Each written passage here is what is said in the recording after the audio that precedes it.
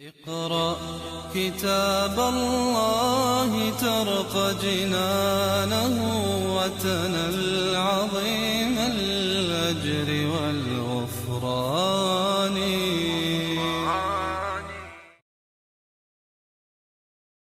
Dosa yang keenam, tidak ada tamak-ninah dalam solat. Di antara kejahatan pencuri yang terbesar adalah pencurian dalam solat. Rasulullah SAW bersabda, maksud dia, sejahat-jahat pencuri ialah orang yang mencuri dari solatnya. Sahabat bertanya, wahai Rasulullah, bagaimana ia mencuri dalam solat? Sahabat pun pelikkan, dalam solat takkan orang mencuri. Maka baginda menjawab, ia tidak menyempurnakan rukuk dan sujudnya. Jadi pencuri yang paling jahat bukan mencuri harta rakyat, tapi yang mencuri ketika dalam solat. Kenapa? Kenapa yang mencuri dalam solat ni, yang tidak sempurnakan rukuk dan sujud, adalah pencuri yang paling jahat. Pertama, sebab dia mencuri ketika tengah beribadat kepada Allah. Kalau mencuri tengah mencuri, okeylah, ini mencuri tengah solat, tengah beribadat kepada Allah. Yang kedua, dia mencuri di hadapan Allah. Allah sedang tengok. Mulut dia pula memuji Allah. Tapi masa itulah dia mencuri. Sebab tu Nabi kata pencuri paling jahat.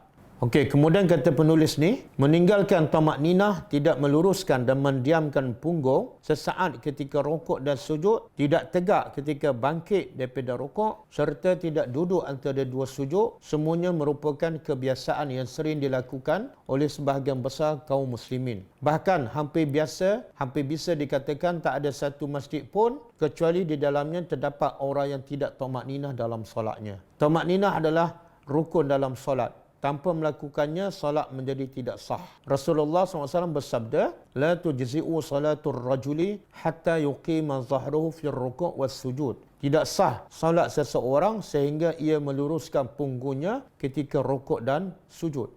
Hadis sahih diriwayat oleh Abu Daud. Ini banyak ni kita tengok. Jadi nampak benda ni simple je, rukuk sujud kan, tapi rukuk tak betul. Boleh menyebabkan batal dan solatnya sia-sia walaupun dia solat 60 tahun. Yang ni yang pernah kita jumpakan. Huzaifah Al-Yaman, Zaid bin Wahbi berkata, Huzaifah pernah melihat seorang lelaki tidak menyempurnakan rukuk dan sujudnya. Lalu ia berkata, kamu belum solat. Seandainya engkau mati dengan membawa solat seperti ini, nescaya engkau mati di luar daripada fitrah Islam. Yang sesuai dengan fitrah tersebut, Allah menciptakan Muhammad sallallahu alaihi wasallam. Jadi kata Huzaifah kepada seorang lelaki yang solat, ada riwayat mengatakan, ditanya, berapa lama dah kamu solat macam ni? 60 tahun dia kata. Kata Huzaifah, solat kamu 60 tahun Allah tak terima. Sebab apa? Sebab tidak ada tamak-ninah. Rukuk tak betul. Rukuk mesti lurus. Badan dengan kepala dengan punggung mesti lurus sama. Okey, bismillah. Allahu Akbar. Lurus tak? Lurus tak? Okey, cara yang tak betul, ini tak betul. Tak lurus ataupun ke bawah. Tak betul. Kadang-kadang belakang dah betul tapi kepala diangkat. Ataupun kepala belakang dah betul, kepala dia ke bawah pun tak betul. Kena lurus. Sebab itulah Nabi, kalau ketika Nabi rokok letak air, gelas yang penuh dengan air di belakang Nabi yang tengah rokok, air tak akan tumpah. Menunjukkan apa? Belakang Nabi betul-betul lurus. Kalau sengit je, air itu akan tumpah. Okey. Dan masa rokok, tangan pegang kepala lutut. Tak mesti tangan dibetulkan. Ni. Ni. Kalau nak buat macam ni pun tak apa. Yang penting pegang kepala lutut. Kalau nak lurus pun okey. Nak bengkok pun okey. Yang penting pegang kepala lutut dan jari buka. Okey. Mesti lurus. Sebab itulah tolong tengok solat isteri kita, solat suami kita, solat anak-anak kita, solat mak bapak kita. Jangan tengok buku latihan dia saja. Tengok buku latihan semua okey, tapi tengok solat KO. Sebab bukan kecil ni bila solat tak sah, solatnya sia-sia. Sebab tu kata Huzaifah, kamu sebenarnya belum solat. Okey, tak diragukan lagi ini satu kemungkaran.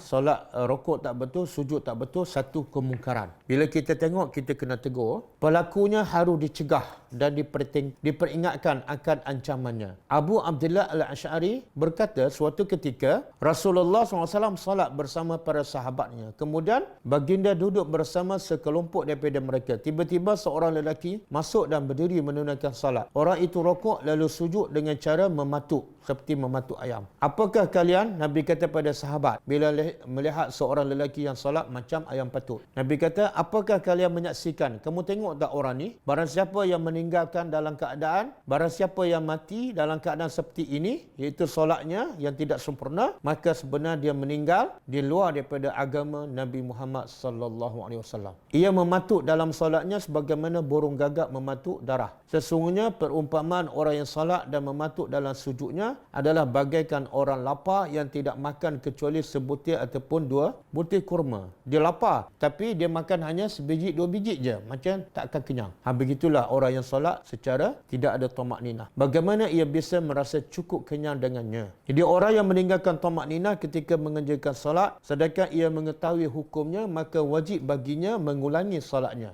Kalau dia tahu hukum, dia kena ulang solatnya seketika dan bertaubat atas solat-solat yang dia lakukan tanpa tamakninah pada masa lalu. Ia tidak wajib mengulangi solat-solatnya di masa lalu berdasarkan hadis. Dia kena ulang solat masa tu, tapi solat yang lepas-lepas, yang lama-lama tak perlu ulang. Sebab Nabi kata pada orang lelaki yang tak betul ni, Nabi kata irji' fasalli fa innaka lam tusalli. Ulang balik solat kamu. Yang mana? Yang sekarang ni. Adapun yang lepas-lepas, semoga Allah ampunkan. Boleh Ini penting ni. Ini kerja siapa ni? Kerja orang yang solat nak cepat, solat lambat, solat baca ringkas. Kerja siapa ni? Inilah kerja syaitan. Kerja syaitan ialah dan nak pastikan solat kita terbatal. Pertama, syaitan tak nak kita solat. Tapi kalau kita nak solat juga, syaitan kata, okey, solatlah. Tapi solat kamu sia-sia. Macam mana cara syaitan tipu kita? Solat cepat, solat tidak ada tamakninah.